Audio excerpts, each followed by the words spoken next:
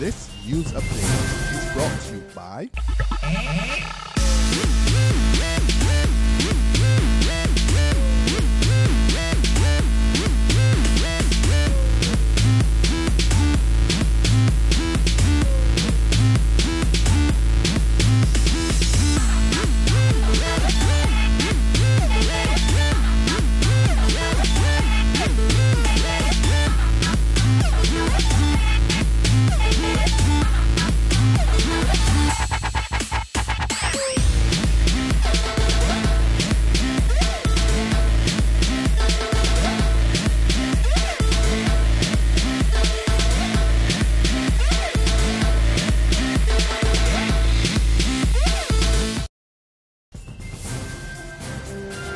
This is the 7 a.m. Barbados Today update for Friday, July the 4th, 2014. I'm Emmanuel Joseph. Good morning. CARICOM heads are staying away from controversial comments by outspoken Barbados Commerce Minister Donville Innes, who's been critical of what he terms the poor leadership in the region. However, Grenada's Prime Minister Dr. Keith Mitchell is suggesting that Innes can't be talking about him. Speaking to Barbados Today yesterday morning before joining his regional colleagues in a retreat at the 35th CARICOM Heads of Government Conference in Antigua, Mitchell, who took office in February last year, shied away from a direct response to Innes' criticism, indicating that he had only just been elected. Well, all I can say, I just came in last year. So, so I have not been able to assess that properly, and it's difficult for me to assess my own performance in a year. Well, I think people are making comments based on what they've seen, and I can't comment on their observation. Maybe in the next year or so I might be able to give you a better response. Last weekend, ahead of the CARICOM summit, which began on Tuesday, Innes accused this region's prime ministers of poor leadership. Although not wanting to give official responses, two Eastern Caribbean leaders said that Innes' remarks were unfortunate and regrettable. One noted that Innes is also a leader in the region. As a senior government minister, he questioned whether he was counting himself in that crop of poor regional leaders. The Barbadian minister was particularly upset that there has been no CARICOM response to the United States government giving rum producers in Puerto Rico and the U.S. Virgin Islands around $500 million in subsidies, putting Barbados' rum industry at a major disadvantage. As Barbados struggles with its unemployment situation, one of the countries which influences this island's economic growth is reporting a 6.1% drop in joblessness.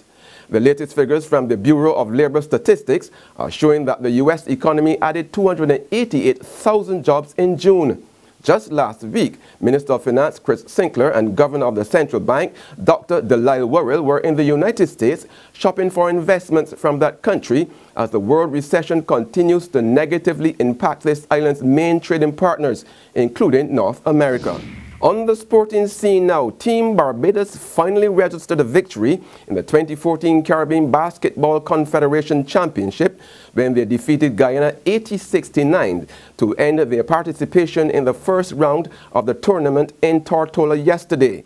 The victory followed losses to the U.S. Virgin Islands on Tuesday and a heartbreaking defeat to the British Virgin Islands Wednesday night.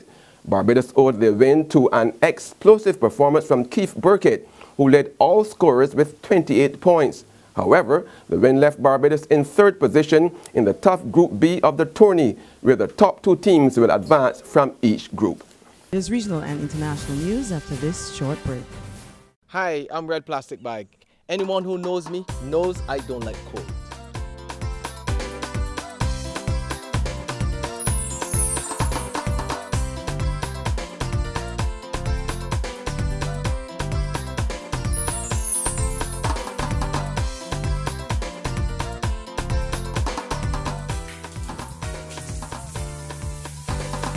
Sunshine reigns in my country. I love it.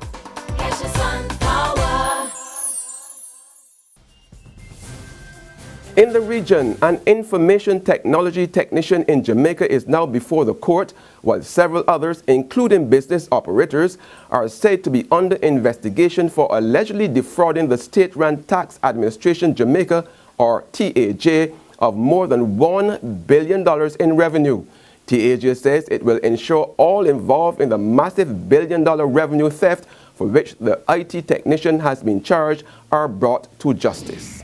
And finally, allegations that pharmaceutical giant GlaxoSmithKline or GSK systematically bribed doctors in China are credible, and that's according to an investigator hired by the firm. Peter Humphrey was hired only to investigate who was behind a suspected smear campaign against GSK. But after he finished his report, he learned the details of further allegations against the firm and told colleagues he believed they were true.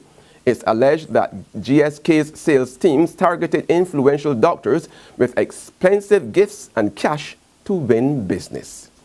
That's been our 7 a.m. Barbados Today update. Join us again at noon, but until then, log on to www.barbadostoday.bb, subscribe to our e-paper, or like us on Facebook to get more news and sports. I'm Emmanuel Joseph. Have a great day. This news update is brought to you by